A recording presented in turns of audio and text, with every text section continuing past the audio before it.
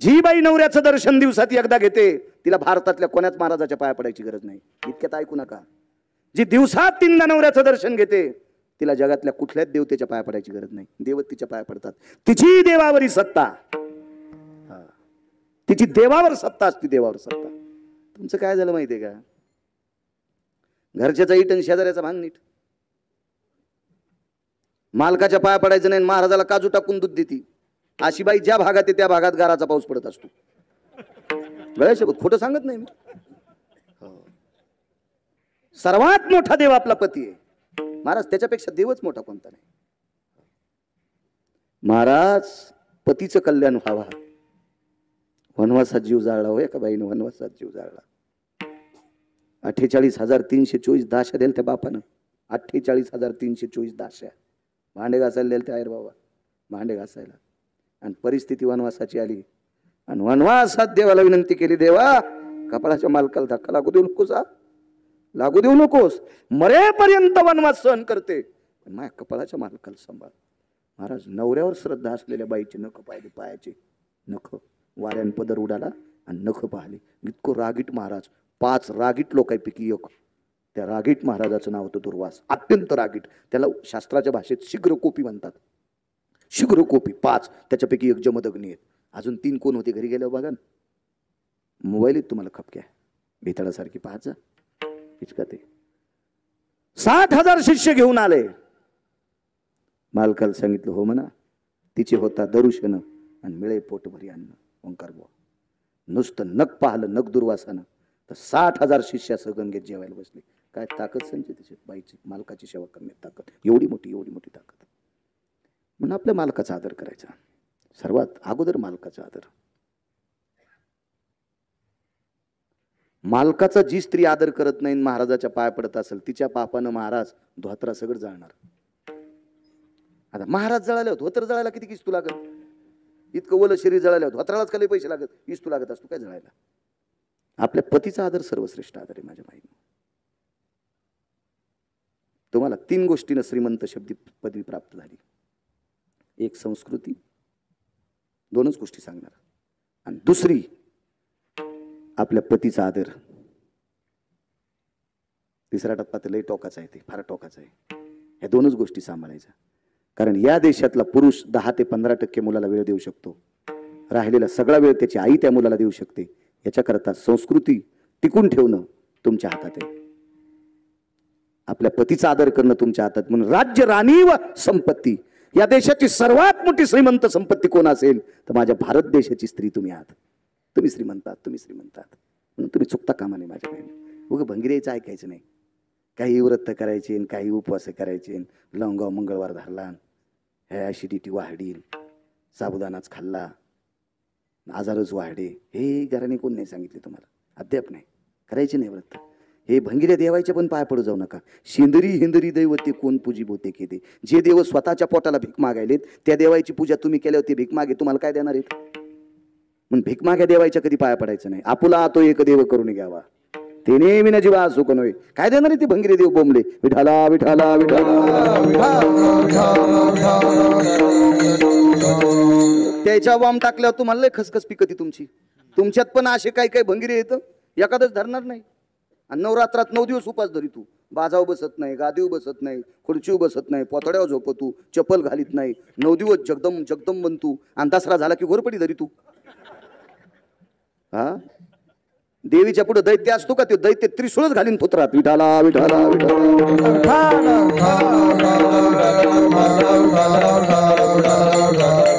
महाराज या संप्रदाय सोंग नाही चालत. येथे नाही खोटा चालत परिहार. इथे खोटं नाही चालत. नाही चालत इथं खोटं. या संप्रदायात निखळ संप्रदाय असा मोकळा मोकळा सरळ संप्रदाय. सरळ सरळ संप्रदाय. तुम्हाला एक सांगू माझ्या माहिनो.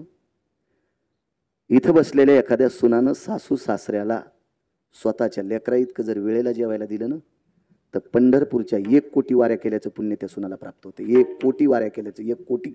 लिहून घ्या गिरगावच्या बाळ्याचं वाक्य. तुम्हाला जर चुकीचं सांगत असेल तर पाप माझ्या बोकांडीवर पडत नाही. मी मूर्ख आहे का तुमचं पाप डोक्यावर घ्यायला? का गोळ्या संपल्यात माझ्या? हे सुद्धा पुण्य पुण्य पुण्य पुण्य. तुमच्यातल्या एका बाईनं सासऱ्याची कंबर धुतली होती. कीर्तनात सांगितलं होतं मी. हे माझं सगळ्यात जास्त कीर्तन मोह ऐकत आहे. चांगली गोष्ट आहे.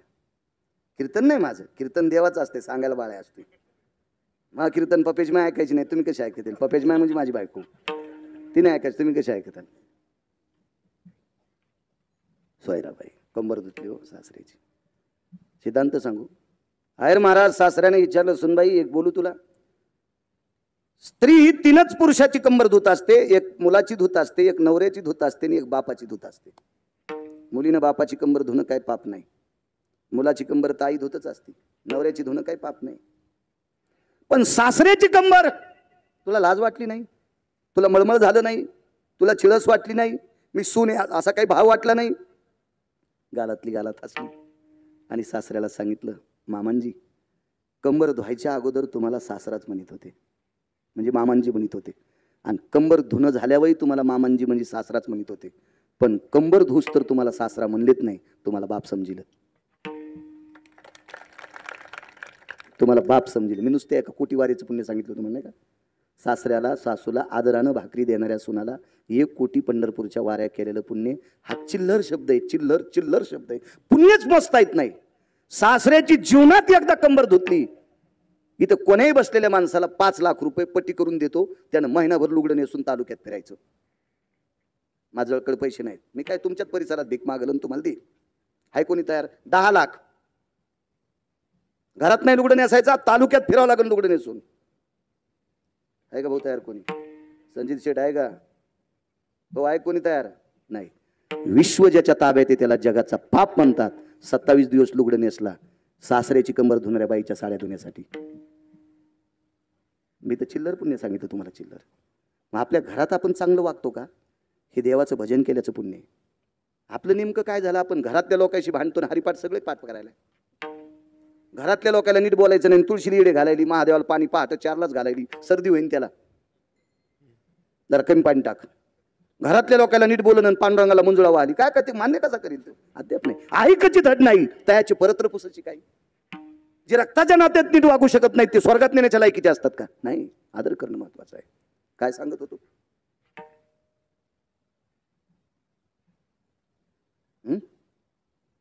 भोगीचा दिवस आहे, संक्रांत. मालकाच्या सानिध्यात बसली. धनी इथपर्यंत आलतो ना, धनी शब्द वापरला होता. धनी धनी धनी धनी. काय ग, उद्या मकर संक्रांत आहे. हो ग. संक्रांतीचा पर्व काळ कधी हो? पहाटेच्या 4:30 वाजल्यापासून तर दुपारी 2:30 वाजेपर्यंत संक्रांतीचा पर्व काळ आहे. गुणगायीनं आवडी याच्यावर सांगतोय. देवाचं आवडीनं भजन केल्याची ताकद काय? तू खबर आहे का मागतात देवाला? सकाळच्या 4:30 वाजल्यापासून तर दुपारच्या 2:30 वाजेपर्यंत संक्रांतीचा पर्व काळ तू वाण देण्यासाठी जाऊ शकते. बाई पहाटे उठल्या, लवकर स्नान केलं आणि 4:45 वाजता मंदिरात वाण देऊन घरी परत आल्या. मालकाने विचारलं, का गेली एवढ्या सकाळी? काही नाही, गेले लवकर, जागाली, स्नान आटपलं आणि वाण देऊन आले. मालक होते, त्यांच्या लक्षात आलं असेल का गेली असेल म्हणून. पण संक्रांतीच्या दिवशी दुपारची वेळ आहे.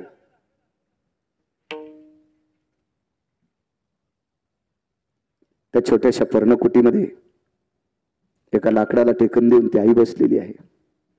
तिचा चिमुकला मुलगा तिच्या पुढे बसलेला आहे.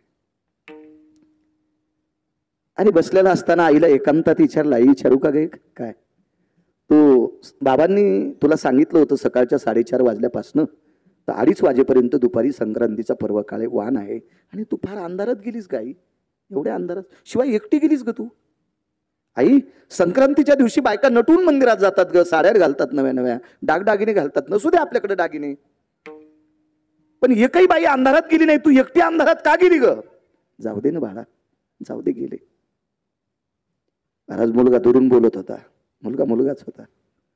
दुरून बोलणारा मुलगा जवळ आला, आईला प्रणाम केला ना. आईला विचारलं, माय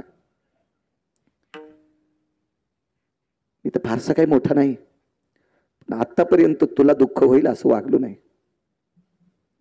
मग तुला दुःख होत नाही असं जर वागलो नसेल तर एवढ्या सदाचारी मुलाला उत्तर फेकाफेकीचं का देते तू? मला इच्छा आहे तुझं उत्तर मला खरं मिळावं. तू अंधारात का गेली? दागिने नसू दे ग, सगळ्याच बायकांना दागिने असतात असा विषय नाही काही, पण बऱ्यापैकी बायका उजाड्याच्या नंतर मोठ्या सन्मानानं 4-2 जणी मिळून वाण देण्यासाठी जातात. तू एकटी गेलीस. मुलाला हृदयाशी धरलं आणि हुंदका दिला तिला उचंबळून आलं. मुलाने आईच्या चेहऱ्याकडे बघितलं. तिचा चेहरा लालबुंद झालेला होता, रागानं नाही. तिच्या डोळ्याच्या कडा लाल झाल्या, ओल्या झाल्या आणि खळाखळा पाणी येत होतं. मुलाला हृदयाशी धरलं, सांगितलं, बाळा, दागिने नसू दे रे, साडी नवी नसू दे, पैठणी नसू दे, पितांबर नसू दे, बनारस नसू दे, साधी साडी असू दे, मला साधी जरी साडी असेल जुनी तरी पण ती फाटकी आहे रे. आणि शिवाय ती दोन्ही जन्नूवर फाटलेली, मांडीवर फाटलेली आहे. मुलानं दुसरा प्रश्न केला, आई, दोन्ही जन्नूवर फाटलेली भाग आला असेल तर तू साडी उलटी नेसली असली तर फाटकं मिऱ्यामध्ये गेलं असतं, मिऱ्या घालण्यामध्ये गेलं असतं. आईनं उत्तर दिलं, बाळा, कपाळावर कुंकू असल्याच्या नंतर सौभाग्यवती स्त्रीनं उलट पातळ नेसायचं नसतं. गरिबी आली तरी पदराकूनच शिवून नेसायचं, पण उलट नेसायचं नसतं. मुलाला सांगितलं, बाळा, मांडीवरती छिद्र साडीला होते, पातळाला होते. आणि भर लोकांमध्ये, बायकांमध्ये, माणसांमध्ये जरी जायचं नसेल तर बायकांमध्ये तुझ्या आईच्या मांडीवरची फाटकी साडी बायकांनी पाहणं तुझ्या बाबाची लाज जाते. तो का म्हणे नग्न बाज, तरी ती लाज स्वामीची. महाराज, पत्नीचं पातळ फाटल्याच्या नंतर त्याची लाज, नवऱ्याची लाज जात असते, त्याची प्रतिष्ठा नदीला जात असते. बाळा, तुझ्या बाबांचं माझ्या कपाळाच्या मालकाचा अपमान होऊ नये याच्याकरता मी अंधारात वाण देऊन आले. गरिबी किती असेल माझ्या माईनं त्या बाईची. तिला संक्रांतीच्या दिवशी सुद्धा चांगली साडी, भारीची सोडून द्यावं, पण फाटकी नसणारी साडी तिला नेसायला नव्हती, मांडीवर फाटकी होती. काय परिस्थिती नाजूक असेल. तिच्या मालकाला जे धोत्र होतं का त्याला बऱ्यापैकी गाठी होत्या. त्या बाईची जाऊ सांगू किती श्रीमंत होती. त्या बाईची जाऊ त्या काळामध्ये, द्वापार युगामध्ये, संक्रांतीच्या दिवशी वाण देत असताना नेसलेल्या साडीला हिरे होते, हिरे पदराला, हिरे होते पदराला. एवढी श्रीमंत तिची सख्खी जाऊ, सख्या दिराची बायको, लहान्या भावाची बायको, पदराला हिरे, आणि मोठ्या भावाच्या पत्नीला संक्रांतीच्या दिवशी फाटकी साडी आहे. परिणाम सांगू कशाचा. जिच्या साडीला हिरेत तिचा नवरा भंगिऱ्याचे बुट उचलीत होता, पानचटाईचे बुट चाटीत होता.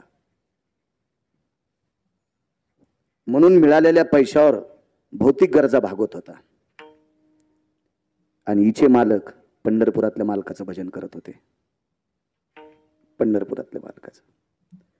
संक्रांतीच्या दिवशी मंदिरात न दिसल्यामुळं 1-2 दिवसाला स्वतः समुद्राच्या तीरावर धुणं धुत असताना पाहिलं. त्या गावाचं नाव आहे पोरबंदर. पाहिलं धुणं धुत असताना. आता हिच्याकडे धुण्याला बाया होत्या,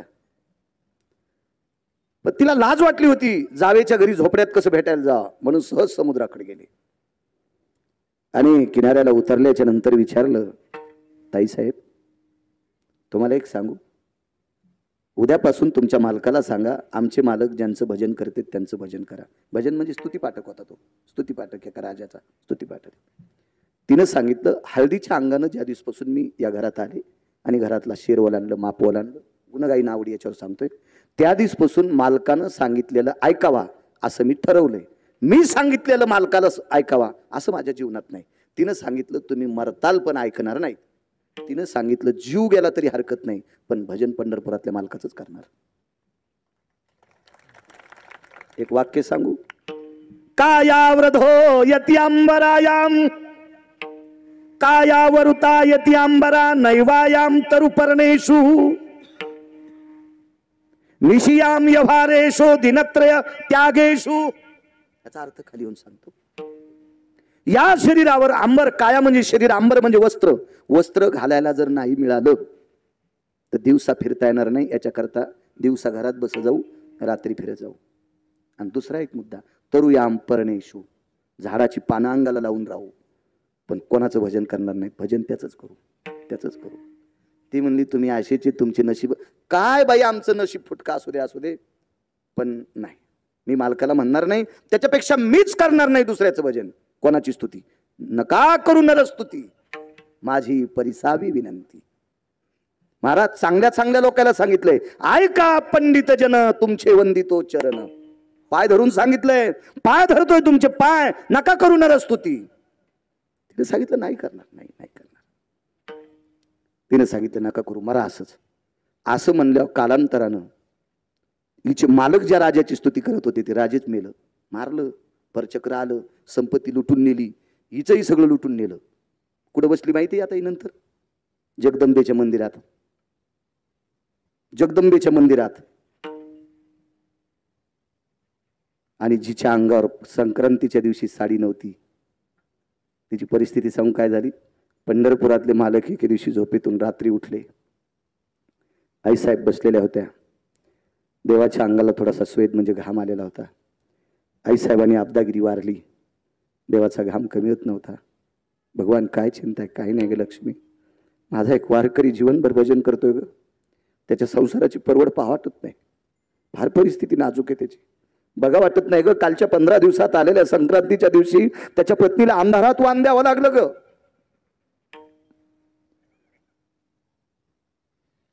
मला बघावं असं वाटत नाही त्याचं. मला करणं काहीतरी, त्याचाच विचार करतो.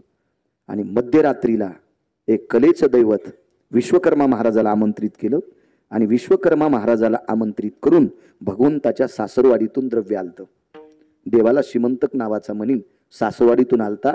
26,666 तोळे 8 मासे, याचा एक भार गुणिले 8, 21 क्विंटल 78 किलो 44 तोळे सोनं देणारा मनी पंढरपुरातल्या मालकाला सत्रजित नावाच्या राजाची सत्यभामा नावाची कन्या, ही मागच्या जन्मात कोण होती सांगता येईल? चंद्रसेना. विठाला विठाला विठाला.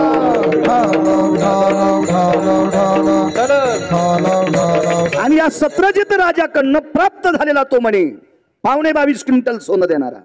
काशीत आणणं सत्र केलं, अक्रूर घाट बांधला, अक्रूर घाटावर एका लिंगाची स्थापना केली, त्याला अक्रूरेश्वर लिंग म्हणतात. तीर्थाचा जीर्णोद्धार केला, मणिकर्णिका तीर्थ नाव पुढे प्राप्त झालं. असं आणि मग कालांतरानं ते भांडारगृहात सोनं साठवलं आणि पंढरपुरातल्या मालकाने विश्वकर्मा महाराजांना सांगितलं, एका निष्ठावंत वारकऱ्याने जीवनभर भजन केलंय, त्याचं गाव सोन्याचं करा. त्याचं गाव सोन्याचं, गाव पूर्ण सोन्याचं केलं. गाव सोन्याचं केल्याच्या नंतर काही सोनं उरलं, काय करावं? काय नाही म्हणले, एका निष्ठावंत वारकऱ्याला दिले, वापस आणू नका, त्याचा मसनवाटा सोन्याचा करा.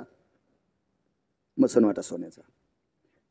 कुबेराला गाव सोन्याचं आहे, मसनवाटा मातुड्याचा आहे. रावणाला गाव सोन्याचं आहे, मसनवाटा मातुड्याचा आहे. आणि वारकऱ्याला गाव सोन्याचं आहे आणि मसनवाटा सोन्याचा आहे. त्या वारकऱ्याचं नाव होतं सुदामदेव. शुद्ध भाव देखोनिया गाव स्वर्णाचा दिला गा. पोहे निमित्त घातले बरं का, निमित्त घातले. पोह्यानं जर गाव सोन्याचा झाला असता तर मी तर 5-50 ट्रक पोहे वाटीन ना, बंधी रेल्वे वाटीन पोह्याची. कसं होईन गाव सोन्याचं?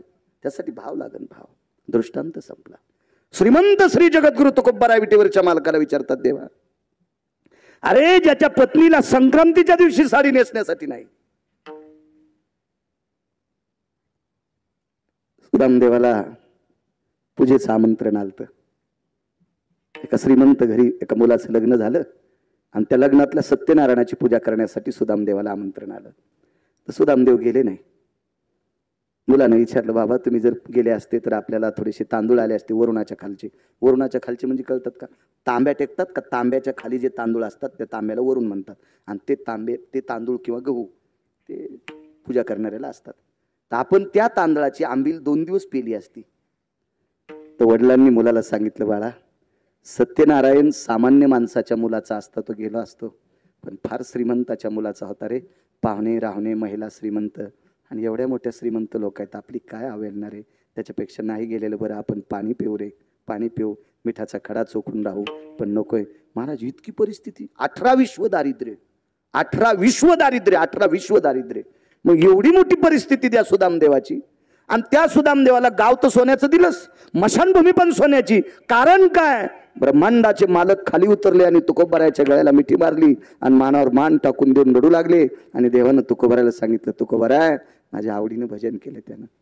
मग देवा आवडीनं भजन करणाऱ्या तुकोबारायानं, आवडीनं भजन करणाऱ्या सुदाम देवाचं, आवडीनं गुण गाणे म्हणजे भजन करणे, आवडीनं गुण गाणाऱ्या सुदाम देवाला संध्याकाळचं खाण्याचं नव्हतं तर गाव सोन्याचं देऊन मशानभूमी सुद्धा सोन्याची दिलीस. इतका आवडीनं गुण गाण्यात एवढी ताकद आहे तर मग मला तरी दुसरं काय करायचं, मी सुद्धा तेच करीन म्हणून मालक दुसऱ्या कडव्यात म्हणतात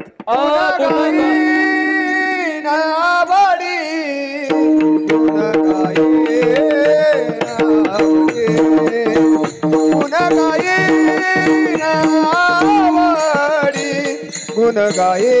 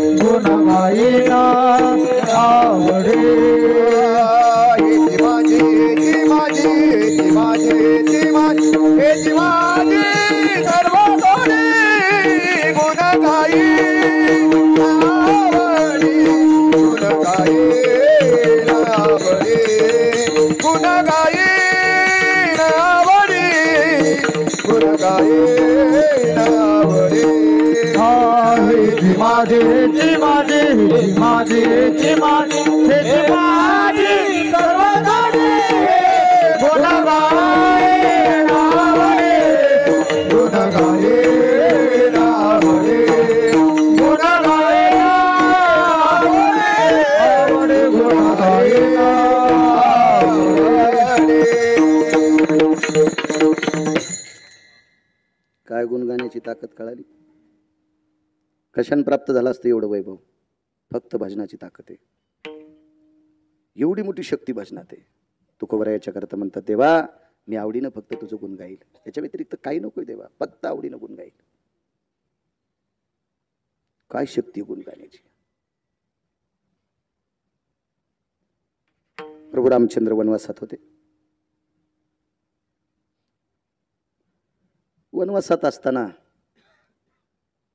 माझ्या माईंनो तुमच्यातल्या एका सामान्य स्त्रीनं प्रभू रामचंद्राला हाक मारली आणि प्रभू रामचंद्र तिच्यापर्यंत पोहोचले.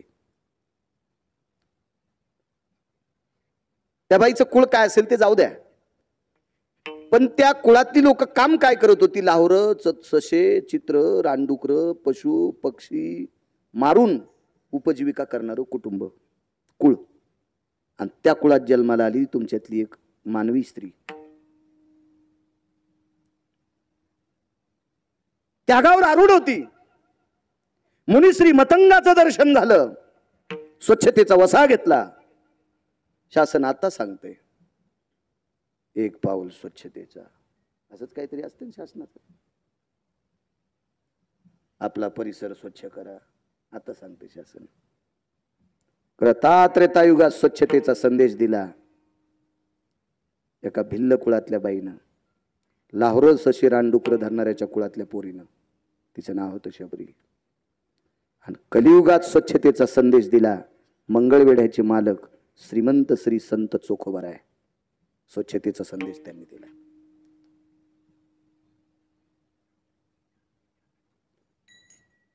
आशीर्वाद प्राप्त झाला. हे माय भजन करीत राह. काय भजन केलं? फक्त रामनामाचं, रामकृष्ण नामाचं भजन केलं, रामनामाचं. जीवनभर भजन, जीवनभर भजन.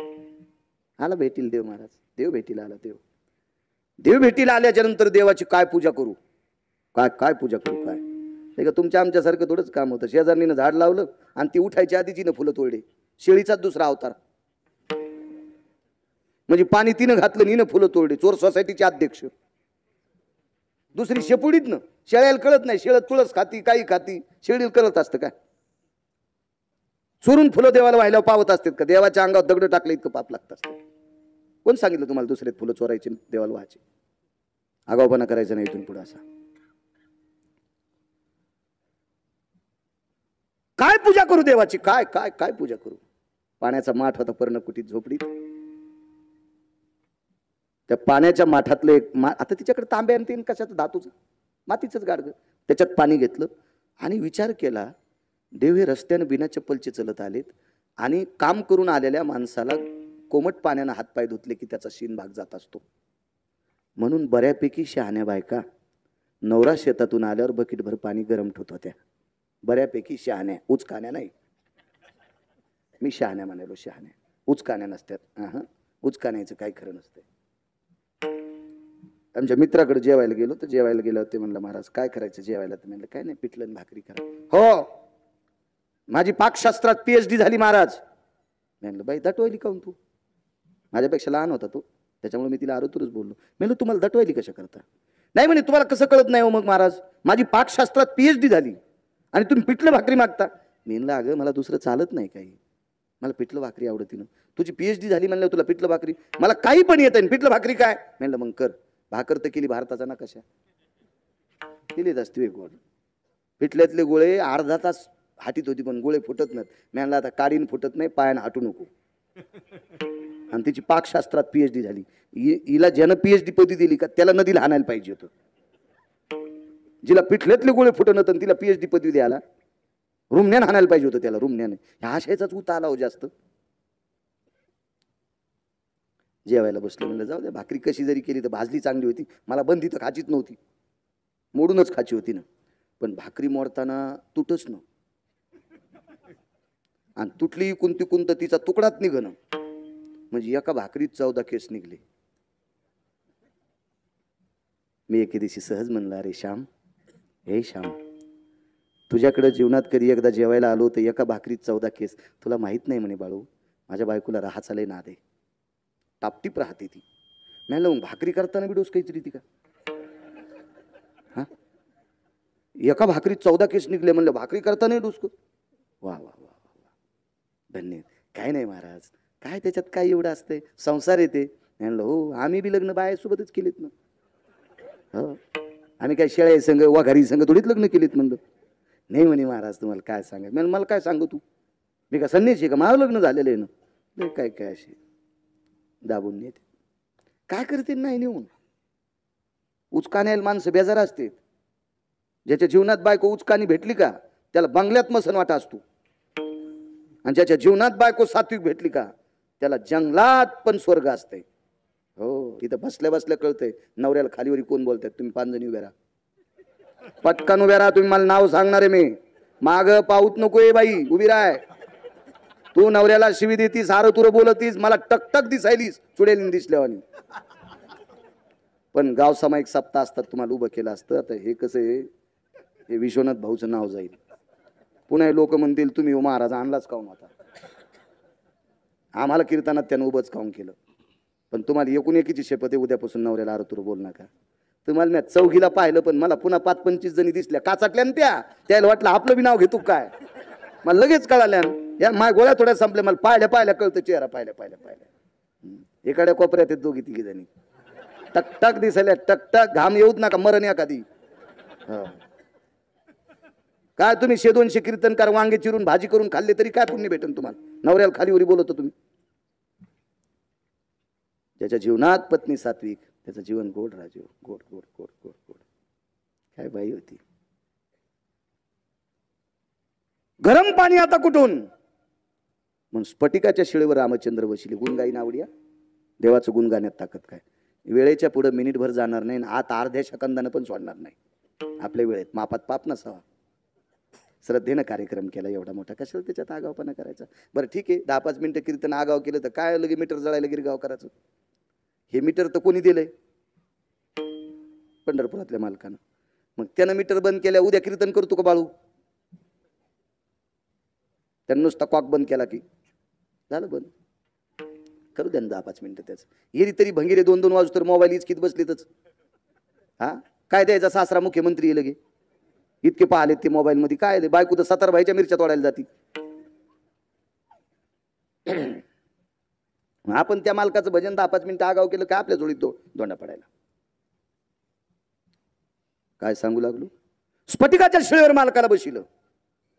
पंढरपुरातले मालक मर्यादा पुरुषोत्तम प्रभू रामचंद्र आणि देवाचे पाय असे तळहातावर घेतले आणि देवाच्या पायावर डोकं ठेवलं. डोळ्यातून पडलेलं पाणी कोमट गरम असते. मग आनंदाचे अश्रू असू की दुःखाचे अश्रू असू, पण पाणी कोमट गरम येत असते, कोमट गरम. आणि डोळ्यातल्या पाण्यात साजूक गरम पाण्यानं विटेवरच्या मालकाचे कृतात्रेता युगात भगवान प्रभू रामचंद्राचे पाय डोळ्यातल्या पाण्यानं धुतले. परिणाम असा झाला महाराज, पाणी माझ्या माईंनं पांढरं पडत होतं, हाताहून खाली पडलं की लाल होत होतं. शबरीनं विचार केलाय पाणी कसं काय असं असेल, लाल का होत असेल, डोळ्यातलं पाणी तर माझ्या पांढरे, माझ्यात काही दोष असेल का?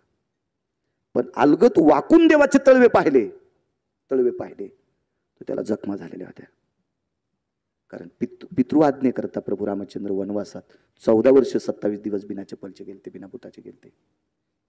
काय महाराज, आई वडिलाचा आदर्श सांभाळण्यासाठी जगाचा पाप बिना बुटाचा आणि बिना चप्पलचा चालतोय. आपण किती मायबापाचा आदर करायला पाहिजे. देव जर आई वडिलांना एवढा आदर करत असेल तर आपण का नाही आदर करायचा आई वडिलांचा? महाराज शबरीने विचार केला, माझा विश्वाचा बाप आहे, जगाचा बाप आहे, याला किती त्रास आहे. सहनच झालं नाही आणि त्याच्या पायावर प्राण सोडा. महाराज नुसतं भजन नाही केलं तर भजनाविषयी देवाविषयी प्रेम किती होतं, प्रेम. काही प्रेमाची व्याख्या वर्णन करता येत नाही. एके दिवशी श्रुतीने आणि उद्धवाने द्रौपदीला प्रश्न केला. श्रुती आणि उद्धव तशा बऱ्यापैकी लोकांचा प्रश्न आहे, पण दोघांचा सांगतो. श्रुतीने आणि उद्धवाने द्रौपदीला प्रश्न केला, द्रौपदी तुला देव श्रेष्ठ का पती श्रेष्ठ? ए द्रौपदी, तुला देव श्रेष्ठ का तुझा नवरा श्रेष्ठ? द्रौपदीने सांगितलं, माझे मालक, माझा नवरा, माझे पती श्रेष्ठ आहे देवापेक्षा. मला श्रुतीने पकडलं आणखी त्यात. उद्धव हा भगवंताचा मित्र आहे, 9 भक्तीपैकी एक सूत्र आहे उद्धवाचं. आणि त्या उद्धवाने कैचित पकडलं, श्रुतीने कैचित पकडलं. द्रौपदी, कपाळावर कुंकू असताना पतिव्रता स्त्रीने पदराकडून नाटी फाडत नसतात, आणि तू देवाच्या बोटाला पदराकडनं नाटी फाडलीस, त्या अर्थी तुला देव श्रेष्ठ आहे, पती श्रेष्ठ नाही. द्रौपदी थोटावून सांगते, श्रुती माते ऐक, तू स्त्री आहे, मी स्त्री आहे, माझं मनोगत लक्षात घे थोडंसं, मला माझे पती श्रेष्ठ आहेत देवापेक्षा. श्रुतीनं सांगितलं आगावपणा करायचा नाही, हे साप खोट आहे. श्रुतीने उद्धवाला सांगितलं, तुम्ही रोज सोबत आहात, विचारा हक्कानं, तुम्हाला ती दादा म्हणते. उद्धवानं सांगितलं, ताई चंद्र सूर्य येतोपर्यंत तुझं नाव जाईल, तुला देता असेल तर उत्तर दे, अन्यथा तू मन माझ्याच्यानं चुकलंय, श्रुतीला असं म्हण. द्रौपदीनं सांगितलं, चूक तिला इतकी केली नाही, त्या अर्थी मी श्रुतीला नमस्कार करणार नाही. उद्धवानं सांगितलं, मग ताई साप चूक केली ना? श्रद्धा सांगतो, श्रद्धा नुसतं भजन नाही केलं महाराज, श्रद्धा होती त्याच्या पाठीमागे, भाव होता, आवड होती. आवडीशिवाय, प्रेमाशिवाय भजनाला किंमतच नाही. प्रेम जर नसेल, आवड नसेल, भाव नसेल, त्या भजनाला काय किंमत आहे?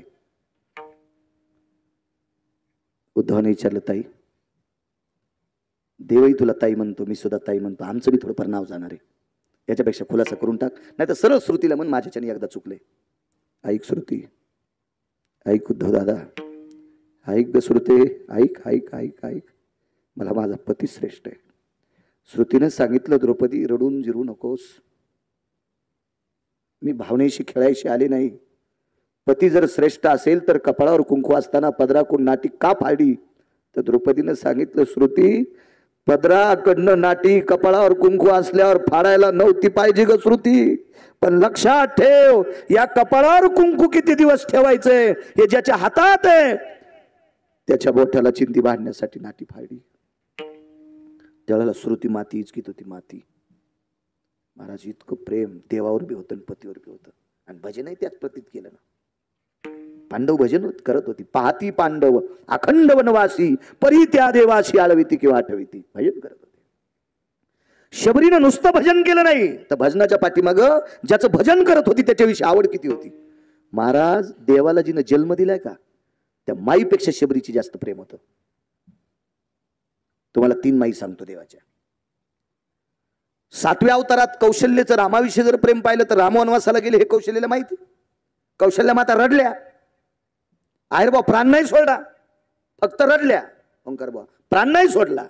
कौशल्या माता वनवासाला प्रभू रामचंद्र जात असताना शोक केला, रडल्या, इतक्या रडल्या की भिंत पाजरत होती पाषाणाची, पण प्राण नाही सोडला. पुढचा मुद्दा ऐका. 2ऱ्या अवतारात भगवान श्रीकृष्ण परमात्म्याला वसुदेव गोकुळात नेत असताना देवकी माता रडल्या, प्राण नाही सोडला. देवकी माता रडल्या, प्राण नाही सोडला. तिसरी माता ऐका, ही पालन करणारी आई आहे, तिचं नाव आहे यशोदा. 11 वर्ष 53 दिवस हिच्याकडे राहिला. चेंडूच्या निमित्तानं यमुनेच्या डोहात उडी मारली. कृष्ण डोई बुडाला ग. भगवान कृष्ण परमात्मा यमुनेच्या डोहात बुडाले असं कळाल्याबरोबर यशोदा रडत होता. मागे सरे माय पाऊला पाऊली. रडत कृष्णासाठी होती आणि माग सरकत होती. पुढे का सरकत नव्हती? तिला माहित होतं याच्यात काली आहे. रडत होती पण प्रेम कोणावर करत होती? स्वतःवर. मग लक्षात घ्या, यशोदेपेक्षा, देवकीपेक्षा आणि कौशल्यपेक्षा ही भजन करणारी भिल्ल कुळातली शबरी श्रेष्ठ होती. हिनं भजन तर केलंच, पण नुसती प्रभू रामचंद्राच्या पायाची जखम पाहिल्याबरोबर प्राण सोडला. तेचे येणे जाणे खुंटले. येणं जाणं खुंटलं म्हणजे देह सुटून गेला. दिव्य देह उचलला आणि गोलोकात नेऊन बसवला. गोलोकात 18 खुर्च्या होत्या, 19 खुर्च्या. 19 खुर्च्यापैकी 18 खुर्च्यावर योगी, जपी, तपी, सिद्ध, अनुरागी असे सिद्ध पुरुष होते. कोणाला बसता येत नाही त्या खुर्चीवर, फक्त 18 लोक. आणि एक खुर्ची रिकामी होती माझ्या माईंनो. तुमच्यातली शबरी जाऊन बसली तिथं. त्याच्यातले काही बोंबलू लागले, हे कोण आहे, कस काय इथं आली? त्याच्यातले काही तात्विक होते, त्यांनी सांगितलं काही ओरडू नका. इथे येण्यासाठी वाहन लागत नाही, इथे येण्यासाठी जिना नाही, इथे येण्यासाठी दरुजा नाही. इथे एक अधिकारी पुण्य, एक तात्विक पुण्य केल्याच्या नंतर इथे येता येते. आपण प्रेमाने तिला विचारलं, बाई यज्ञ नाही, तपश्चर्या काहीच नाही, व्रत 1 पैशाचं नाही, दान मीच रानातले फळं खात होते, साधना कवडीची नाही. मग कशाच्या पुण्यावर आली? फक्त रामनामाचं भजन. नुसतं राम नामाचं भजन. अहो काहीच्या नखाच्या चुंबळी वळल्या होत्या. 80-80, 90-90 फूट डोक्याच्या जटा लांबल्या होत्या. पायाची नख खोऱ्याच्या दांड्या इतकी लांबलेली होती. हाताच्या नखाच्या चुंबळी झालेल्या होत्या. नाना प्रकारच्या साधना केलेली लोक, त्यांना त्यावेळेला त्या खुर्च्या भेटल्यात. आणि भिल्लाच्या कुळातली लावरं चित्र सशे धरणाराची पोरगी राम नामाच्या भजनावर त्या खुर्चीवर बसते. तुकोबराय देवाला हालून विचारतात, देवा अरे ते पद कोणाला भेटतंय का? आणि लावरं चित्र सशे धरणाराच्या पोरीला ही खुर्ची दिली तुम्ही, ताकद काय? तिनं फक्त माझं आवडीनं भजन गायलंय. गुण गाईन आवडी, गुण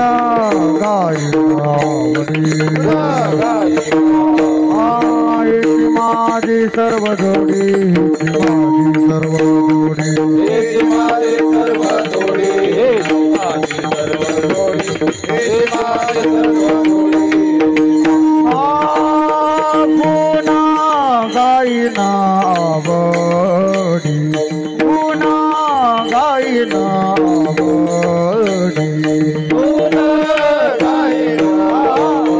टाळ टाळ टाळ माझी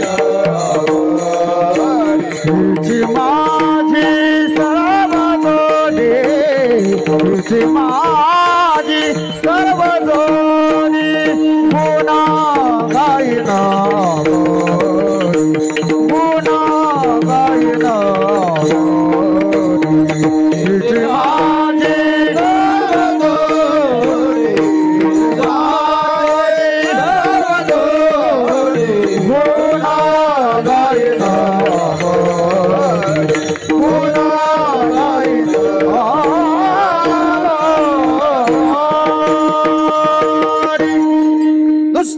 भजन करण्याची ताकद आहे सज्जनांनो. तुकोबरायाच्या करता म्हणतात, देवा मी आवडीनं गुण गाईल, आवडीनं आवडीनं, नकोय दुसरं काही नकोय. एवढा दर्जा आहे गुण गाण्याचा, एवढी ताकद, एवढी ताकद. महाराज एका वानराने फार सुंदरसं भजन केलं. भजन करणाऱ्याची ताकद किती मोठी बघा. विश्वात गाव सोन्याचं, मसनवाटा सोन्याचा फक्त भजन करणाऱ्यालाच भेटला, पुन्हा नाही कोणाला भेटला. महाराज समाधी जर सोन्याची जगात पहिल्यानं कोणाची, सोन्याची समाधी कोणाची जगात पहिल्यांदा झाली असेल, दभावती वारकऱ्याची समाधी झाली, सोन्याची वारकऱ्याची. त्या वारकऱ्याचं नाव होतं शेठजी गंधमादन नावाचा वारकरी. जीवनभर भजन केलं महाराज. इतकं भजन केलं, इतकं भजन केलं, इतकं भजन केलं, कुंभकर्णानं मारल्या प्रेतानं पण भजन केलं. प्रेत भजन करीत होतं. प्रेत चुरा केलता, असं चुरा चुरा चुरा चुरा केलता. हाताला रक्त लागलं आणि त्या रक्तातून राम राम राम राम राम राम राम असा ध्वनी निघत होता. दुपारच्या युद्धाच्या मधल्या इंटरव्ह्यू मध्ये बिभीषण घरी पळत गेला. बिभीषण चुकून बोललो, कुंभकर्ण घरी पळत गेला आणि रावणाच्या कानाला हात लावला. पागल टगुऱ्याच होत ते. फार अहंकारी होता रावण, फार. रावण फक्त अहंकारानंच बोंबलत गेला, त्यानं घड्याळाचा विचारच केला नाही. त्याला वाटलं टाइम आपला वाट पाहतो का नाही, कशी वाट पाहिजे सुमळ्या. याच्याकरता रावण मातीत गेला. तलवारच उपशिली. भाऊ म्हणला दादा तुझ्यासाठी युद्ध करायलो, आणि तुझा हात काय कापतो म्हणला, डोकं काप ना. अरे याच्याकरता हात कापतो, राम मला आवडत नाही त्याचं नाव माझ्या कानात आलं. म्हणला रामाचं नाव ऐकल्यावर दादा तुला राग येतो, याच्याकरता ऐकवत नाही. रामाच्या पक्षातली माणसं मेल्यावर सुद्धा रामाचं भजन करतेत. इतके इमानदार माणसं त्याच्या सोबत आहेत, म्हणून एकच करतो, त्याची बायको त्याला देऊन टाककडे. पण कुठं ऐकत होता रोगील. नाही म्हणला, नाही देणार, नाही देणार. बघ म्हणला, रक्ताच्या कणाकणामध्ये राम आहे वानरांच्या. इतके इमानदार वानर सोबत आहेत, आपलं जय होत नाही. म्हणला मेलो तरी हरकत नाही, पण देत नाही. ते रगीलच होतं. त्याचा मनका गेला पण तनका नाही गेला. सापडलो संध्याकाळी मारुतीरायला. मारुतीरायनं तो गोळा उचलला, प्रभू रामचंद्राला दाखवला. मालक गंधमादन वानर आहे. बोंद्रा असते ना गुळाचं, गुळाची भेली ढेप बांधायचं बोंद्रा असतं ना, काय म्हणता तुम्ही त्याच्याकडे, बारदाना. हा ते बारदाना, कट्टा म्हणा, पोतड. असं ते भिजल्या असा चुरा गोळा केल्यावर कसं होते, असा गोळा त्याच्या शरीराचा, हाडा मासाचा, त्वचेचा झालता. रामचंद्रांना दाखिला. लक्ष्मणजीने विचारलं, हनुमान जी शोभतय तुला मालकाच्या हातात मासाचा गोळा देणं. लक्ष्मणजीनं, मारुतीरायनं लक्ष्मणजीकडे पाहिला आणि सांगितलं, लहाने मालक, मासाचा गोळा मालकाच्या हातात देणार नाही, मी माझ्याच हातात घेत नाही, तर मालकाच्या हातात कसं देईल. पण हे मास आगळं वेगळं आहे मालक. कशाचं मास आहे, मास कशाचं असू द्या, पण हे मास रामनाम म्हणते, मोठ्या मालकाचं भजन करते. तेव्हा लक्ष्मण शांत बसले. प्रभू रामचंद्रानं तो मासाचा गळगोळा घेतला, त्याच्यातलं रामनामाचं भजन ऐकलं आणि हृदयाशी गोळा लावला. वंदळीत घेतला, डोळ्यातल्या पाण्यानं त्याला अभिषेक केला, अवतीत केलं. विभीषण, मी म्हणालो विभीषण, प्रभू रामचंद्र विभीषण नाही म्हणले, राजन. राजा म्हणजे राजा. जी मालक. रावण मृत्यू पावल्याच्या नंतर लंकेचा राजा मी तुम्हाला करणार, त्याच्यातला सुतळीचा तोडा सुद्धा घेणार नाही. पण पण पण पण तुम्हाला राजा केल्याच्या नंतर माझ्या या गंधमादन नावाच्या वारकऱ्याची समाधी सोन्याची करा. पृथ्वीवर जितके देश असतील का, या सर्व देशात सर्वात अगोदर जर सोन्याचं समाधी मंदिर कोणाचं झालं असेल तर ते वारकऱ्याचं झालं. ते गंधमादन नावाचं वारकरी त्याचं झालंय. कारण हा वारकरी ओरिजिनल वारकऱ्याच्या तालमीतला होता ना. ओरिजिनल वारकरी कोण, मारुतीराय. येऊनी जन्मला मरकट तो वैष्णवा माझी अतिश्रेष्ठ, हनुमंत मनावया कनिष्ठ, ऐसा पापिष्ट कोण आहे. वैष्णवा माझी अतिश्रेष्ठ, आणि त्या मारुतीरायच्या तालमीतलं गंधमादन. जे म्हणले रावण मारला, सोन्याची लंका, ती समाधी सोन्याची केली. वेगळाच सांगतो, कालांतरानं लंकेत दुष्काळ पडला पाण्याचा. एक जण म्हणला गिरगावकराच्या गोळ्या संपल्या असतील का, लंकेला चारी बाजूने समुद्राचा येडा आहे, म्हणजे पाणी कमी आहे का तिथं, नाही, मग पाण्याचा दुष्काळ कसा. मी म्हणलं सुंबळ्या, गोळ्या माझ्या संपल्या नाही, लंकेच्या चारी बाजूनं पाणी होतं, पण प्याच्या कामाचं नव्हतं ना. समुद्राचं पाणी पिता येत असतं का, नाही. आणि पिण्यासाठी पाणी पर्जन्याचं लागतं, पावसाचं लागतं. आणि खंड आवर्षण पडलं. प्रभू रामचंद्राला पत्र गेलं. ते पत्र वाचिल्याबरोबर पत्र जो घेऊन गेला त्याला सांगितलं, का रे तुमच्याकडे उत्सव झाला नाही. पत्राच्या पाठीमागं लिहिलं, वारकऱ्याचा उत्सव राहिला. महाराज नशिबवान किती वारकरी बघा. कोण्याही वारकऱ्याचा सोहळा होईल, पण किती दिवस होईल. त्याचं पोरग जिवंत आहे तोपर्यंत, त्याचा नातू जिवंत आहे तोपर्यंत, त्याचा पंतू जिवंत आहे तोपर्यंत, त्याचा खापर पंतू येतोपर्यंत, त्याच्या पंतूनं रान दुसऱ्याला ऐकलं, म्हाताऱ्याची समाधी जेसीबीनं खाल्ली. होतं का ते भाऊ, नाही होत, नाही होत. पण या वारकऱ्याचा उत्सव सांगू किती दिवस आहे. पुढे प्रशांत भाऊ,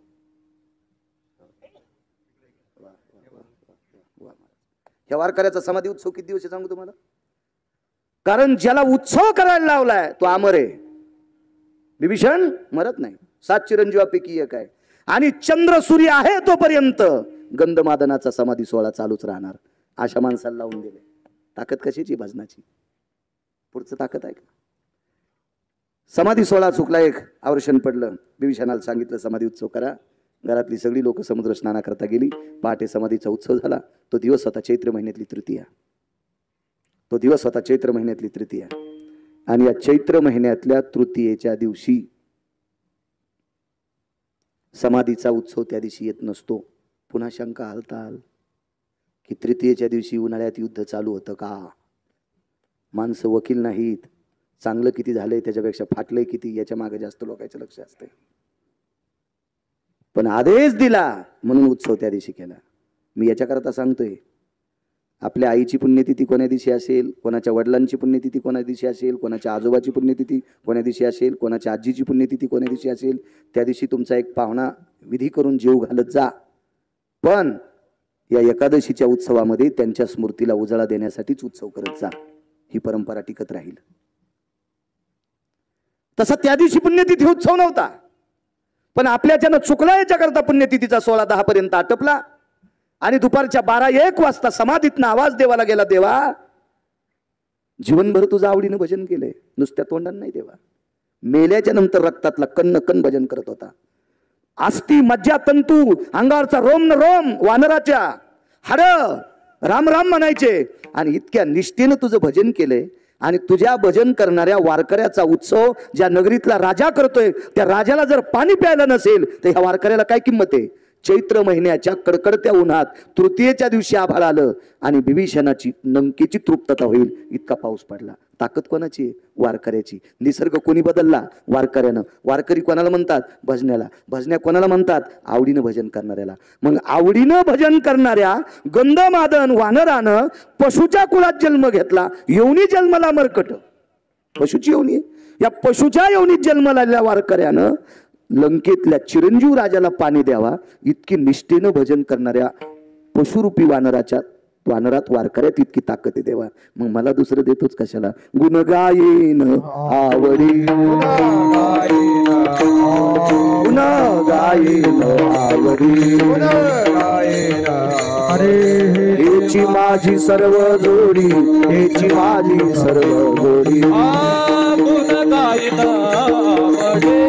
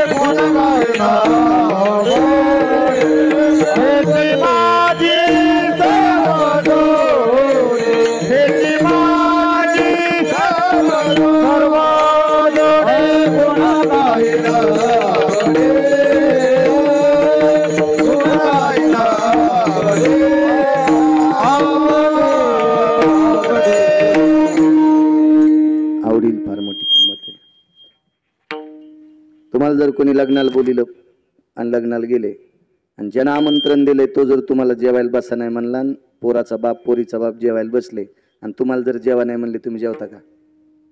का नाही जेवत? कसं नुकतीचा वास येतो का? हा, चपात्या वाळून गेलेल्या असतात का? नाही. कशामुळे जेवत नाहीत माहिती आहे का? प्रेम नसल्यामुळं. मग मला सांगा, तुमच्या माझ्यासारख्या सामान्य माणसाला जर प्रेम आवडत असेल तर देवाला किती प्रेम आवडत असेल? याच्याकरता आवडीला महत्व आहे. आमच्या सासरवाडीतून मला एकदा आमंत्रण आलं, म्हणे जावाई जेवायला या. मला काही जाणं झालं नाही, आंब्याचे दिवस होते आणि आमची सासरवाडी ओलांडून पलीकडे एक गाव होतं आणि तिथं मला कीर्तन होतं. कीर्तन असल्यामुळे जिथं कीर्तन आहे त्यांनी सांगितलं महाराज आम्ही तुमचं कीर्तन ठेवलंय तुम्हाला आमच्या इथं जेवावं लागेल. मी उगच म्हणलं त्यांना मंगळवार आहे. मला काय नसतं, मी असे काही उपास धरीत नाही. कशाला उपास धरायचे? ज्ञानोबर आहे तुकोबर आहे सांगते तेच उपास, त्याच्या व्यतिरिक्त नाही. कशाला हात लावायचा नाही, इचू निघत असतील. पण उगच म्हणलं ते राग येऊन येईन त्यांना. म्हणलं मला मंगळवार आहे. ते म्हणले कस काय? म्हणलं आमची इथं कुलाचार आहे. जगदंबेला म्हणलं माफ कर बाप्पा एवढ्या बार, सासरवाडीतल्या लोकांचं समाधान होण्यासाठी माफ कर. आलोत तिकून आम्ही दोघं तिघं होतो, उतरलोत. पाहिली सासरवाडी अशी. दारातून आतमध्ये गेलं तर घरी कोण नव्हतं. बसलो त्या बाजाव. शेजारणीने आमच्याकडे पाहिलं. मग आमच्या सासरवाडीतले कुठेतरी गेलेले होते, त्याला सांगितलं तुमच्या घरी एक पांढऱ्या शिपीत धोतरावाला कोणतरी आलंय. लागली सासूबाई तिकून. मी दृष्टांतातली सासू सांगायलो, वाक्य नीट ऐका. मी काय भंगिऱ्या जावं हे काय सासरवाडीत मसडी आल्या बोंबलत झाला. दही खायला आणि दुधासाठी आपलं तिथं बॉके आहेस का काय म्हणलं. पाहिल्याबरोबर पदर गिद्र बायाने घेतले. त्याच्या साड्याला पदर होते नाही. आता राहू दे, आता तुम्हाला कुठे ऊन लागायले. राहू दे नका घेत जाऊ. तुम्हाला एकूण एकच शेपती घेत जाऊ नका. आणि पदराचे पैसे खर्च नका ना. तुम्ही पप्प्याच्या बापाला सांगा जण पदर कापून आणजा म्हणून. कशाला पदर महागायचा पदर असतो त्याला जर असतोय. कशाला ती पदर उगा आहे का नाही. तुम्ही 50 जण मिटिंगच घ्यायची, पदर घ्यायचीच नाही आणि नाव देऊन टाकायचं हुंडी सोसायटीचे अध्यक्ष. दम नाही कीर्तनाला, दम नाही भागवताला, दम नाही रामायणाला. कशाला करायची कीर्तन? महाराजाला पाकिट देऊन महाराज श्रीमंत करण्यासाठी. या देशातल्या 2 गोष्टी तात्विक आहेत. पैसे अब्जानं जरी असले तरी डायरीच्या पुढून ठेवायचे नाही. डायरीच्या पुढून पैसे ठेवणारा भिकारी नाही, भिकार चोट असतोय. म्हणून पैसे झाकून असावा, ही लक्ष्मी आहे. आणि देशाची स्त्री सर्वांग कपडे घातलेली असावा. तुम्ही देशाची संपत्ती आहात. संपत्ती आहात, देशाची संपत्ती आहात तुम्ही. संपत्ती फार मोठे आहात माझ्या माईनं तुम्ही. फार मोठे आहात, फार मोठे आहात. माझ्या रयतेचा राजा तुमच्यातल्या एका पवित्र स्त्रीच्या पोटात 9 महिने राहिला. काय पवित्र आहात तुम्ही. धर्मनिरपेक्ष महाराणा प्रताप तुमच्यातल्या एका पवित्र माऊलीच्या पोटात 9 महिने राहिले. ज्ञानोबराय तुकोबराय तुमच्यातल्या एका पवित्र माऊलीच्या पोटात 9 महिने राहिले. बघाय मोठ्या लोकांचं जीवन. महाराज या विश्वातल्या हिऱ्यांना 9 महिने पोटात सांभाळायची ताकद या पवित्र देशातल्या स्त्रीची, पवित्र देशातल्या स्त्रीची आहे. तुम्ही फार मोठे आहात माहीत माझ्या माहीत. फार मोठे आहात, फार मोठे आहात. आम्ही गेल्याबरोबर जेवायला केलं. पुरणपोळ्या. अचानक गेल्यामुळे आंबा खेळा असल्यामुळे आंबे काही मिळाले नाही. मग पुरणपोळीन गावरान तूप. आवड सांगायलो, आवड आवड. मी सांगितलं मला काही ती भजे आमटी सरशी वगैरे शिरशी काय म्हणते तुमच्याकडं, सार वगैरे हे काही नको म्हणलं. फक्त पुरणपोळी आणि गावरान तूप. मला काही शुगर नाही, बीपी नाही, काय नाही काय नाही काय नाही. अंजोप्लास्टी नाही, लोखंड प्लास्टी नाही, लाकूड प्लास्टी नाही, काय काय काय विषय काटला कुठला आजार नाही, काय नाही अजून तरी. त्याचा गर्व बी नाही. ते मालकाने दिलेलं शरीर काय ताण. हे बसून कीर्तन करतो. मागे एकदा अपघात झाला त्याच्यामुळं. ते अपघात होत नव्हता पण मी कीर्तनाला जाणं नव्हतं पाहिजे तिथं. मी गेलो गोव्याला कीर्तनाला. गळ्यात शपथ समुद्र पान नव्हतं गेलो. माया गळ्यात शपथ. 5 कीर्तन केले गोव्यात. आमच्या सोबत मी लोक नेल ते का त्याला विमानात बसून नेलं. त्या माणसानं लिमिट पैसे दिले. म्हणलं कशाला आपल्याला पचायचे नाही. मग ज्या भजण्याला कधी बिचाऱ्याने त्यांच्या चित्रात विमान पाहिलं नाही त्याला भजण्याला मी विमानात बसून नेलं. पण त्याच्यातले दोघं म्हणले आपल्याला बीच पाहायला जायचं. म्हणलं बीच कशाचा असतो हो. आणि ते बीच पाहायला गेल्यावर नवऱ्याच्या हातात बाटली आणि बायकोच्या हातात बाटली आणि कपडे जरा काही हिशोबात नव्हते. आणि त्या बीचवरल्या कमी कपड्याच्या बाया पाहिल्या तितक्यात पापानं आमची गाडी उलटली. हो. ते दुसऱ्यानं पाहायला नेल्यामुळं नुसती गाडी उलटली. आणि मला जर पाहायचा उल्हास असता तो वाचत नव्हतो. देव म्हणला असता बाळ्या कशाला कीर्तन करायला, समुद्र पाहायला चालला बोंबलत. तर मुद्दाम कीर्तनाचे पैसे खर्चून समुद्र पाहण्याला जाणाऱ्याला कुठं कुठं संसार जळण देव जाणे बापा. हो. या लोकांनी श्रद्धेने दिलेले पैसे कुठं नाही खर्चायचे महाराज. ते अंगावर फुटत असते. गाडी उलटल ती 4 फेब्रुवारी 2019ला 4.5 तासांनी जिवंत घोषित झालो. हे बॉईल जिनला क्रॅक आहे म्हणून बसावं लागते. नाही माहीत काय लायकी माझं वय थोडंच बसायचं. मी चालतोय, मला चालताना काही त्रास होत नाही. मी वारीत चालतोय. कृपा आहे तुमची सगळ्यांची. चला. मग गावरान तूप, गरम गरम ताटात पोळी, सोबत असे 2-4 जण, तेल चमच्यान तूप वाढ, चमच्यान वाढ, आणि मला रिचीला डबा. मग ते राग आला सोबतच्याला असं कसं म्हणावं, बरं तोंडावं म्हणावं तर सासरवाडी. मग मला राग आला, यायच्या इथलं तूप डब्यात ठोचत नाही, संचाल नाही खाऊ दिलं तरी आपण सगळं खाच. तूप वाढा, तूप वाढा म्हणल्यावर जेवढं गरम झालं तर तेवढं पडलं, बाकीचं कुठं पगळत नाही. मग चुलीच्या जवळ डबा ठेवला तूप गरम करण्यासाठी, आणि ते साईडचा डबा गरम झाल्यावर भोवतालचं गरम झालं, मधला गोळा तसाच होता. ते टाकता टाकता अर्धा किलोचा गोळा सगळा ताटात पडला. आवड सांगायलो, आवड आवड, गुणगाईनं आवडी, आवडील किती किंमत आहे. ताटात अर्धा किलोचा गोळा पडल्यावर सासूच होती. तिला वाटलं बाई हे महाराज हे चट खाते. तूप कोणाला नसते खाता येत. तूप खाण्यासाठी शरीर बी त्या लायकीचं लागते. असंच एक जण मला म्हणला, लय तूप खाता हो. मग काय झालं, खातो ना. काय बाहेरच आणतात, बाहेरच खातात. काय हरकत नाही, तू आमच्याकडे तुला जीव घालतो. त्याला 3 वाट्या तूप खाऊ घातलं आणि शेतात गेलो. डबा घेतला आणि ऊसात गेला. येतो म्हणला, 19 वर्ष झाला अजून नाही आमच्या इथं आला. ते का पचत असते का, त्याला ताकद लागत असती. अर्धा किलो तूप पडलं. ते सासूला माहित होतं. पुन्हा एकदा सांगतोय, हा दृष्टांतातली सासू सांगायला. खरी सासू इतक्या पुढे बसायला काय, कसं शक्य आहे ते. आणि शहाण्या सासून जावायच्या पुढे जाऊच नाही. फोनवर बोलत असन तर वा वा.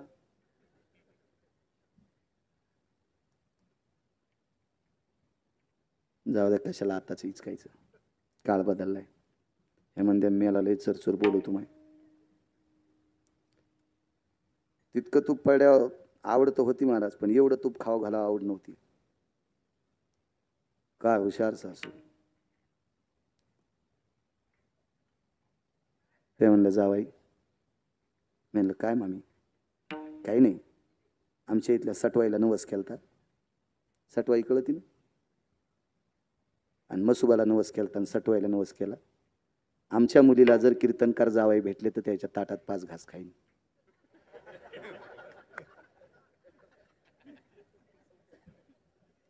अरे म्हणलं आवड होती, आणि अर्धा किलो तूप पड्याव सगळं जावायला खाऊ द्यायचं ना, खाऊ वाटतंय. मसुबाला नवस केला, कीर्तनकार मालक भेटले तर ताटात खाईन. त्याला माहीतच नव्हतं हे किती रगील होते म्हणून. लगेच म्हणलं आमच्याकडे वाटण्या झाल्यात. बाई कशा झाल्या. म्हणलं काय नाही, बांधलेली जागा लहान्याला गेली, रिकामी जागा मला आली. बाई अशा उभ्या करायच्या ना वाटण्या, अर्धी रिकामी जागा लहान्याला, अर्धी तुम्हाला, ना अर्धी बांधलेली तुम्हाला, ना अर्धी लहान्याला, अशा करायच्या ना. म्हणलं नाही. बाई अशा आडव्याच केल्या का. ताटातून बोट ओढ, पगळलेलं 1.5 छटाक तूप माझ्याकडं, 8.5 छटाक त्याच्याकडून, 8.5 छटाक तिकून. मी म्हणलं अरे काम हुकलं गडे. तुपाचा गोळा पलिकून गेला आणि 1.5 छटाक आपल्याकडून आलं. मी लगेच म्हणलं तुमच्याकडे इलेक्शन चालू असेल. हो. कस काय वातावरण. नाही भाई आमच्याकडे एकाच पक्षाला किंमत. बर जावाई तुमच्याकडं. म्हणलं आमच्याकडे सारा कालवाच आहे. हो आमच्याकडे सगळा कालवाचे. त्याचाच कालवा झालाय. कोण कोणाकडे जाऊन येतं. आपल्याला काऊन नाही कालवा व्हायचा.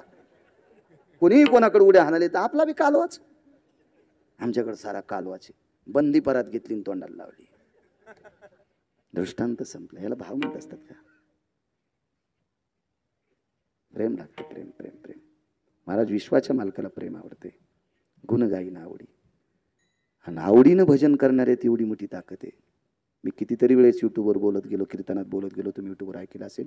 ज्यांना ऐकलं नसेल त्यांना एक 5 मिनिटात पुरावा सांगतो आणि मी विठो परत मागितो. टोल नाक्यावर टाळ्या वाजविणारा तृतीयपंथी, 22.5 वर्ष त्याचं वय. टोल नाक्यावर पोटाची खळगी भरण्यासाठी एक 22.5 वर्षाचा तृतीयपंथी तो एका निष्ठावंत वारकऱ्याच्या सानिध्यात गेला. आणि निष्ठावंत वारकऱ्याने त्याला संदेश दिला, तुला टाळ्याच वाजवायच्यात ना तर भजनात वाजव. आणि 22.5 वर्षाचा तृतीयपंथी एका जुनाट वारकऱ्याचं ऐकून पांडुरंगाच्या मंदिरामध्ये, मारुतीरायाच्या मंदिरामध्ये टाळी वाजन भजन केलं. मरुस्तर भजन केलं, मरुस्तर आवडीनं. परिणाम सांगू, त्याला त्या लागी विमान पाठविले. विमान आलं, त्या विमानात बसवलं, वैकुंठात नेलं. भजन करायला लावणारा वारकरी आधीच वारला, त्याला वैकुंठात खुर्ची भेटली. याही तृतीयपंथ्याला खुर्ची भेटली. आनंदानं कडकडाटून मिठ्या मारल्या आणि तो तृतीयपंथी रडू लागला. त्या पहिल्या वारकऱ्याने विचारलं, का रडतो? म्हणला, मी आवडीनं भजन केल्यामुळं मला विमान नेण्यासाठी आलं, मला स्वर्गात खुर्ची भेटली, पण माझ्या आईला माहीत नाही, बापाला माहीत नाही, भावाला माहीत नाही, बहिणीला माहीत नाही, माझ्या मित्राला माहीत नाही, माझ्या सोयऱ्या धायऱ्याला माहीत नाही, गावातल्या लोकांना माहीत नाही. आज ती लोक माझी निंदाच करतात. त्या जुन्या वारकऱ्यानं सांगितलं, निंदा नाही, चंद्र सूर्य येतोपर्यंत तुझ्या नावाचं भजन होणार. कानो पात्रा खोदू पिंजारी तो दादू, भजनी आभेदू हरीचे पायी. तर या तृतीयपंथी वारकऱ्याचं नाव गाथ्यात घातलं, अभंगात घातलं आणि रोज सकाळी काकड्यात त्या तृतीयपंथी वारकऱ्याचं नाव घेतलं जाते. तुकोबरा विचारतात, देवा का? तृतीयपंथी जरी असेल, लोक जरी त्याला मानित नसतील, पण त्यानं माझं आवडीनं भजन केलंय, याच्याकरता चंद्र सूर्य येतोपर्यंत या पवित्र वारकरी संप्रदायामध्ये अभंगात त्याच्या नावाची वर्णी लागणार. गुणगायीन आवडीनं भजन करण्यात ताकद. माझ्या माईंनो, वेश्या व्यवसाय करणारी एक बाई, वेश्या व्यवसाय करणारी बाई, आणि या स्त्रीनं जीवनभर भजन केलं. तिचं नाव आहे महानंदा. कानोपात्रा वेशेचा व्यवसाय करत नव्हती, तिची आई वेश्या होती. महानंदा नियम काय होता? सूर्यास्त झाल्याच्या नंतर पोतभर जरी सोनं आलं तरी कुठल्याही परपुरुषाला आतमध्ये येऊ देत नव्हते. सूर्यास्ताच्या अगोदर जरी एखादा कोणी आला तर त्याला रात्रभर त्याची सेवा करायची, आणि सूर्यास्त झाल्याच्या नंतर गाडीभर जरी सोनं आलं तर त्याला भाऊ म्हणून काढून द्यायची. रात्री स्नान करायची आणि तुळशीपाशी दुसऱ्या दिवशीचा सूर्योदय होईपर्यंत भजन करायची. भजन एकटीनं करत असताना कालांतरानं एक माकड आणि कोंबडं पाळलं. तर त्या ज्या दिवशी हिच्याकडे एखादा परपुरुष आला नाही, त्या दिवशी ती पवित्र अधिष्ठानात राहून सोहळ्यामध्ये भजन करायची. तर पहाटे उजडेपर्यंत तिचं भजन चालू असायचं, आणि या भजनामध्ये माकडाचे नख तुटुस्तर नाचायचं आणि कोंबड्याचे नख तुटुस्तर नाचायचं. वाराणसीला विश्वनाथाच्या मंदिरात जाण्याचा योग आला. शेवटची पूजा घडली आणि मंत्रपुष्पांजली देवाच्या अंगावर पडत असताना वानराच्या अंगावर पडली. हिच्याबरोबर त्या लागी विमान पाठविले. कोंबडं बाजूला उभं होतं. वानरान जाता जाता सांगितलं, लांब बांधलो तर खाना अक्षदा, त्या लागी विमान पाठविले. महाराज, निष्ठेनं भजन करणारी वेश्या, तिला तर विमान पाठिलं, पण हिच्यासोबत चंचल वानर आणि जीवनभर उकंडे उकरणारं कोंबडं, तुका म्हणे झाली कोंबड्याची परी. ह्याही कोंबड्याला आणि माकडाला भजन करणाऱ्या स्त्रीसोबत विमानात जाता आलं. ताकद कशाची आहे? गुणगायीन आवडी. म्हणून आवडीनं भजन करण्यात एवढी मोठी ताकद आहे. आजचा हा परम पावन पवित्र हरिदिनी, या पवित्र हरिदिनीच्या तुम्हाला कोटी कोटी शुभेच्छा. माझ्या विश्वाच्या मालकाची कृपा हो, जगन्निवासाची कृपा हो, निवृत्तीदादांची कृपा हो, त्र्यंबक राजाची कृपा हो, भगवान गणेशाची कृपा हो, जवळ अधिष्ठान जगदंबेचं आहे त्या जगदंबा माऊलीची कृपा हो, या परिसरातला यती योगी जपी तपी सिद्ध अनुरागी सर्वांची कृपा हो. हा प्रांत भगवान प्रभू रामचंद्राच्या पदस्पर्शाने पुनीत असणारा प्रांत आहे. माझ्या विश्वमालकाची कृपा हो. आजचा पवित्र दिवस वडाळी भोई या नगरीतील आदरणीय श्री कुशाबा कारभारी आहेर, श्री वसंत भाऊ असतील, भाऊसाहेब भाऊ असतील आणि विश्वनाथ भाऊ, हे 3 सुपुत्र आणि यांचे वडील कुशाबा आपल्या मातोश्रीचं मोठ्या श्रद्धेनं 7वं पुण्यस्मरण आजचं एकादशीचं औचित्य हरिदिनीचं औचित्य साधून मोठ्या आनंदाने रात्रीच्या वेळेला सगळी लोक येत असतात. एक भाव असतो. दुपारी जर श्राद्ध केलं तर पत्रिका नसल्याच्या नंतर माणसाला येऊ वाटत नसतं. त्यांना माहीत असते आपल्याला पत्रिका नाही, आता यांच्याकडे जेवावं लागेल आपल्याला, अशी भानगड असती. रात्री केल्याच्या नंतर काही संबंध नाही ना, फक्त आवडीचं असेल, वक्ता त्यांना आवडला, लोक येत असतात मोठ्या श्रद्धेनं. पंचक्रोशीतून तुम्ही एवढी मोठी माणसं आलात, तुम्हा श्रोत्यांच्या चरणी सुद्धा साष्टांग प्रणिपात करतो. कारण विश्वनाथ भाऊ दुकानदाराचा देव असतो गिऱ्हाईक, दुकानदाराचा देव असतो गिऱ्हाईक, आणि वक्त्याचा देव असतो श्रोता.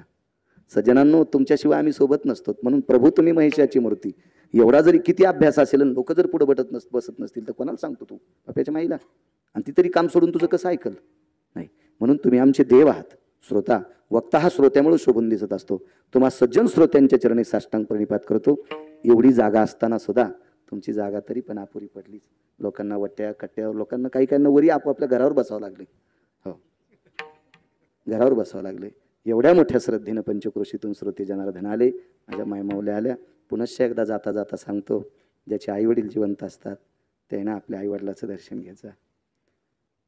माझ्या माईनं तुम्हाला सांगतो, घरातल्या सासू सासऱ्याचा आदर करी जा, देव तुमचं चांगलं करेन. माझ्या सोयराबाईसाठी देव साडी नेसला ग माझ्या माईनं. तू का म्हणे पितृ आशीर्वाद देती, कल्याण विच्छिती ऐकला. आपल्या मालकावर प्रेम ठेवत जा.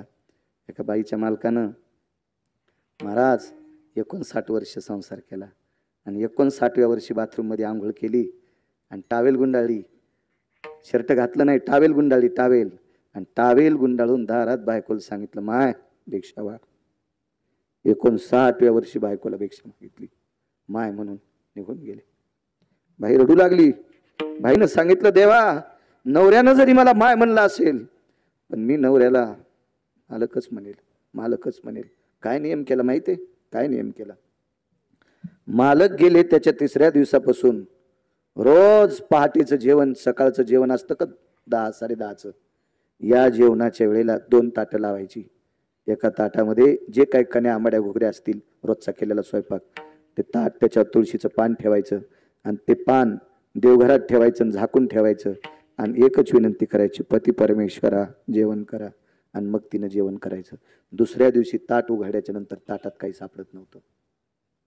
इतकी तुमच्यातली निष्ठा आहे, इतकी निष्ठा, इतकी निष्ठा, एवढी शक्ती तुमच्यात. महाराज एका बाईनं मालकाची झोप मोडू नये याच्याकरता वाटीत पाणी घेतलं आणि दक्षिणेकडे तोंड केलं आणि सूर्याला वाटी दाखिलीन पाणी ठेवलं. त्याला सांगितलं, मालकाची झोप मोडली तर पाप लागते आणि तू जर गेला तर संध्या राहते, म्हणून संध्या मोडी नाही पाहिजे आणि झोप नाही मोडी पाहिजे. महाराज एवढी पतिव्रतेची ताकद मोठी, इतकी मोठी पतिव्रतेची ताकद. तिचे मालक उठल्यावर, स्नान झाल्यावर, संध्या झाल्यावर सूर्य 3.5 तासानं मावळला. तिची देवावरी सत्ता, तिचं नाव आहे लोपामुद्रा. काय शक्ती आहे माझ्या माईनो. माझ्या माईनो, तुमच्यातली एक स्त्री रोज सकाळी गंगेला आंघोळीला जायची आणि आंघोळ करून ओटीपदरात पाणी बांधून आणायची आणि ते पाण्यानं मालकाचे पाय धुवायची. तिचं नाव होतं रेणुका. किती स्त्रिया सांगू माझ्या माईनं तुम्हाला, किती स्त्रिया सांगू. माझ्या श्रीमंत श्री जगद्गुरु तुकोबारायची धर्मपत्नी. तुकोबाराय 3 डोंगरावर, कोणी एका डोंगरावर भजनाला जायचे पण सांगून जात नव्हते. विटेवरच्या मालकाला विनंती केली, देवा तुझं भजन करणारे मालक येत रे, मी कधी कधी दिवसभर चक्रा मारते आणि दिवस माळेपर्यंत मालक सापडत नाहीत रे देवा. माझ्या मालकांना किती भूक लागत असेल, मला कळावा रे देवा, कळावा. त्या दिवसपासून आणू काय काय क्रिया महाराज. साक्षात्कार झाला आणि जिजाबाईच्या लक्षात आलं, आपले मालक ज्या डोंगरावर जाते त्या डोंगरावर जाणारी पावलं आपण कानाला लावा. पावलं उमटल्याच्या नंतर त्या पावलाला कान लावला. ज्या पावलातून रामकृष्ण हरीचा ध्वनी येतो, ज्या पावलातून विठ्ठल ध्वनी येतो, ते पाऊल तुकोबारायचा. कोणाला कळत होतं? जिजाबाईला.